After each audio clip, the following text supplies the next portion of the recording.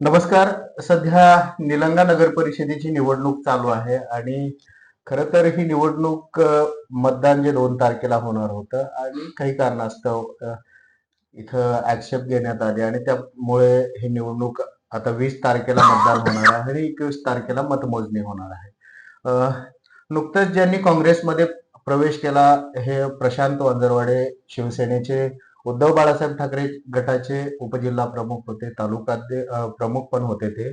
त्यांनी काँग्रेसमध्ये प्रवेश केलाय. आपण त्यांच्याशी बोलणार आहोत. नमस्कार. नमस्कार सर. काय सांगाल आपण उद्धव बाळासाहेब ठाकरे गटाला सोडचिठ्ठी देऊन आता काँग्रेसमध्ये प्रवेश केलाय. कुठली कामं आपली झाली नाही किंवा मग कशासाठी आपण काँग्रेसमध्ये प्रवेश केला? नमस्कार, मी प्रशांत वांजरवाडे.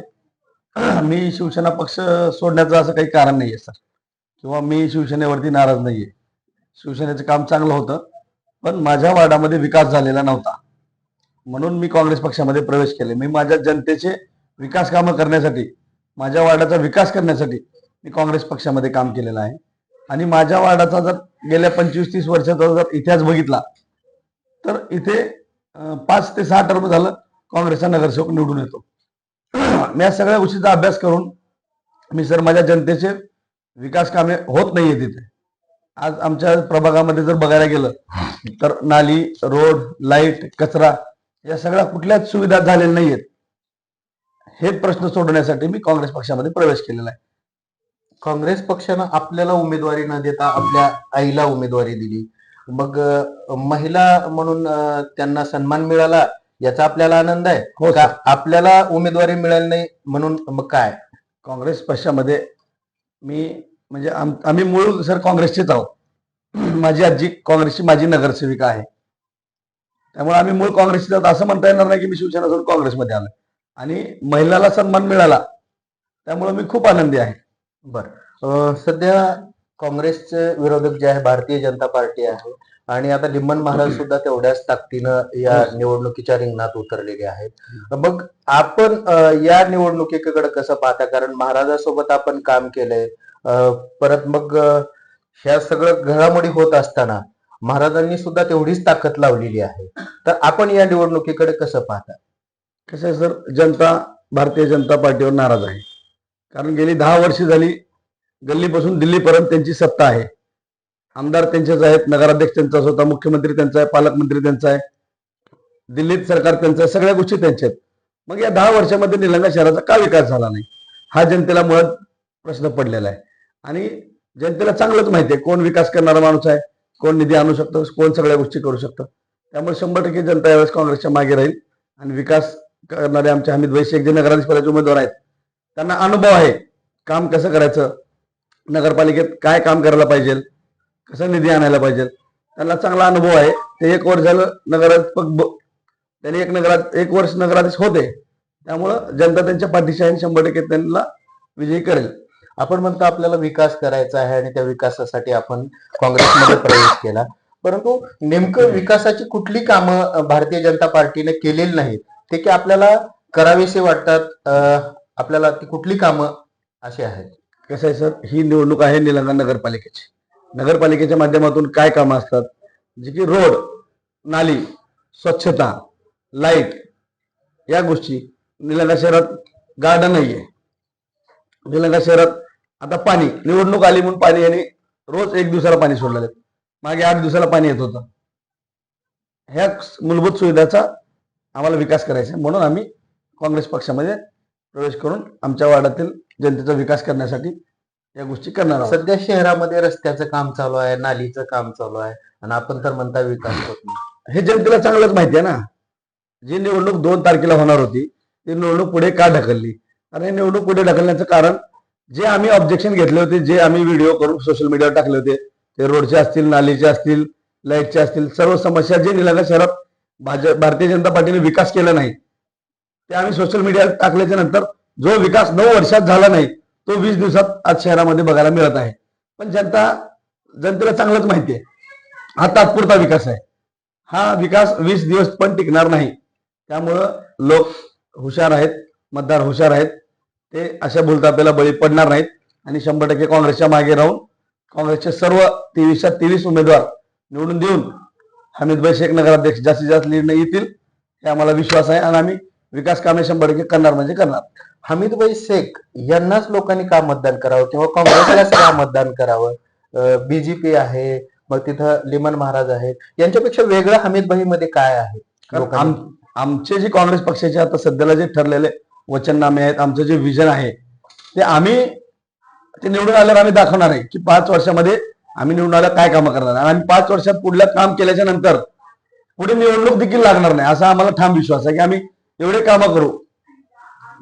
वार्डावाईज आम्ही वार्ड वाईज सगळ्या सुविधा देणार आहोत, वार्ड वाईज ऑफिस तयार करणार आहोत, जे की प्रत्येक मतदाराला नगरपालिकेत जाऊ नये अशी आम्ही सुविधा वार्डामध्ये देणार आहोत. ते कुठलाही दाखला असेल, 8चा उतारा असेल, काही गोष्टी असतील. तुमच्या प्रभागातल्या प्रमुख अडचणी कुठल्या आहेत आणि त्या कशा आपण सोडवणार आहात? सर, आमच्या मूळ प्रभागातल्या ज्या अडचणी आहेत, इथे रोड नाही, नाली नाही, लाईटची सुविधा नाही, घंटागाडी वेळेवर येत नाही, छोटे छोटे रोड असल्यामुळं तिथं रोड केलेले नाहीयेत. त्याच्यामुळे सगळ्यात मोठी समस्या रोड नाली आहे. भरपूर अशा समस्या आहेत जे तुम्ही इथून तुम्ही लाईव्ह करू शकता. मी तुम्हाला बातमी पण तुम्हाला मी म्हणतोय म्हणून असं नाही, तुम्ही स्वतः तुम्ही जाऊन वार्डात सर्वे करू शकता, जनतेला विचारू शकता की हा रोड कधी झालेला आहे. काँग्रेसच्या काळात 15 वर्षाखाली रोड आणि नाली झालेली आहे. 15 वर्षात ह्या भाजप सरकारनं काहीच केलं नाही. ही निवडणूक पुढे लांबल्यानंतर काँग्रेसला त्याचा फायदा होईल का फटका होईल? 100% काँग्रेसला फायदा होईल. जनतेला कळलेलं आहे ही निवडणूक का पुढे गेलेली, कारण कोणी फॉर्म भरलं पण नाहीये, कोणी काढून घेतलं पण नाहीये. मग ही निवडणूक गेली का पुढे? काँग्रेस पक्षाला निवडणूक पुढे गेली म्हणून 1 तारखेला 5 वाजता कळते आणि भाजपच्या लोकांना, भाजपच्या विद्यमान आमदारांना ही बातमी दुपारी कळते किंवा 1 दिवस आधी कळते. मग ही निवडणूक आयोग यांचंच आहे ना. ह्यांना 1 दिवस आधी कसं कळालं की निवडणूक पुढे जाणार आहे म्हणून? यांचे प्रचाराचे भोंगे 30 तारखेलाच बंद झाले. कारण यांना माहिती आहे ना निवडणूक आयोग यांचं ऐकत आहे आणि त्यांना सगळा एक्झिट पोल कळाला होता की 23च्या 23 सीटा काँग्रेसच्या निवडून येणार आहेत. म्हणून हे निवडणूक पुढे ढकलून 20 दिवसामध्ये निलंगा शहरातले जे विकास कामे राहिलेले आहेत ते विकास करून ह्यांना मत मागण्यासाठी हा टाइम पुढे गेलेला आहे असं मला वाटतं आणि जनतेलाही तेच वाटतंय. आपण प्रभागात फिरत असताना लोकांचा कसा प्रतिसाद आहे आणि मतदार आपल्याला काय सांगत आहेत, त्यांच्या अडीअडचणी सांगत आहेत का, आणि येणाऱ्या 20 तारखेला ते आपल्याला मतदान करणार आहेत का, लोकांचं काय आपल्याला प्रतिसाद मिळत आहे? 100% सर, ते काँग्रेसलाच मतदान करणार आहेत कारण विकास आम्ही करणार आहोत. आणि परवा जी निवडणूक पुढे गेली भरपूर भाजपवाल्यांनी खूप पैसे वाटले. आम्हाला जनतेसमोर कळालं की बाबा आम्हाला घरी पैसे आले, पोलसीटच्या माध्यमातून पैसे आले, सगळ्या गोष्टी. म्हणून घ्या, ते विकास करतात का नाही ते तुम्हाला चांगलंच माहिती आहे. 9 वर्षाखाली आज जर त्यांनी विकास केला असेल तर पैसे वाटायची वेळ आली नसती त्यांच्यावरती.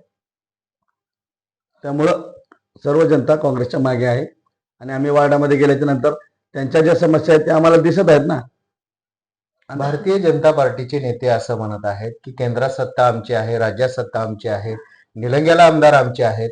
मग काँग्रेसवाले कुठल्या बेसिसवर विकास करणार आहे म्हणून लोकांना सांगत आहे? सर, कसं आहे माहिती आहे का, आता विरोधक असलं म्हणजे काय आम्हाला हे निधी देणार नाहीत का? नगरपालिकेच्या माध्यमातून जी जनता आहे त्या जनतेची कामे होऊ देणार नाहीत काही नाही. आता नळाचा प्रश्न असेल, लाईटचा प्रश्न असेल, सगळ्या गोष्टीचा निधी तर सरकारला द्यावाच लागेल ना. मग इथली जनता काय काँग्रेस भाजपला मतदान नाही केले म्हणून काय इथल्या लोकांना वारावर सोडणार आहेत का? असं होऊ शकत नाही. हे फक्त बोलता हे त्यांचं ते प्रकारच आहे, ते करणारच ते. असं काही नाही. विकास होणार, 100% निधी येणार. कुठल्या माध्यमातून तुम्ही निधी आणणार हेही महत्वाचं आहे. माध्यम म्हणजे आमचे जे नेते आहेत, माजी मंत्री आदरणीय अमित भैया देशमुख, हे कोणाला सांगायची गरज नाही आणि त्यांचं कामही कोणाला सांगायची गरज नाही. त्यांच्या माध्यमातून 100% निलंगा शहराला विकास येईल, निधी येईल, भरपूर कामे होतील. पुढल्या 5 वर्षामध्ये तोच विकास जनतेसमोर आम्ही घेऊन जाणार आहोत आणि मत मागणार आहोत. आपण जसं आता म्हणलात की माजी मंत्री अमित देशमुख हे निलंग्याचा विकास करतील. ज्यावेळेस ते पालकमंत्री होते त्यावेळेस निलंग्याला एक टोपलंही खडीचं टाकलं नाही असं भाजपाच्या नेत्याकडून आरोप होतोय. मग परत मग ते विकास कसा करतील निलंग्याचा? त्यांचे जे आरोप आहेत ते सगळे बिनबुडाचे आरोप आहेत. अभयदादांच्या भाषणातून, लावतो व्हिडिओच्या माध्यमातून, अमित भैयाच्या माध्यमातून जे निलंगा शहराला कामे झालेले आहेत ते आम्ही जनतेसमोर लावतो व्हिडिओच्या माध्यमातून आम्ही जनतेला दाखवलेलो.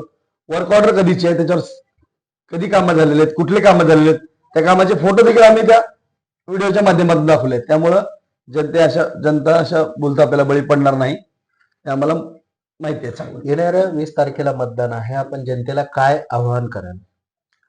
माझं निलंगा शहरातील सर्व जनतेला एकच आव्हान आहे. आपल्या शहरामध्ये गेले 10 वर्ष झाले भाजपची सत्ता असताना काही विकास झालेला नाहीये. त्यामुळं एक वेळेस आम्हाला संधी द्या. आम्ही म्हणतोय म्हणून संधी देऊ नका. तुम्ही तुमच्या ज्या समस्या आहेत त्या समस्या बघा. तुम्ही रोड झाले का, नाली झाले का, शहराचा विकास झालाय का? काहीच झालेलं नाहीये.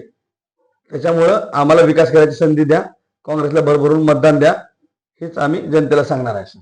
धन्यवाद. आपण जो वेळ दिलात आणि आपला जो अजेंडा विकासाचा आहे तो आपण आमच्या समोर मांडलात. त्याच मुद्द्यावरती आपण सध्या प्रचार करत आहात आणि येणाऱ्या 20 तारखेला आपण जे लोकांना आव्हान केले, लोक सुद्धा आपल्याला साथ देतील ही अपेक्षा करतो. धन्यवाद.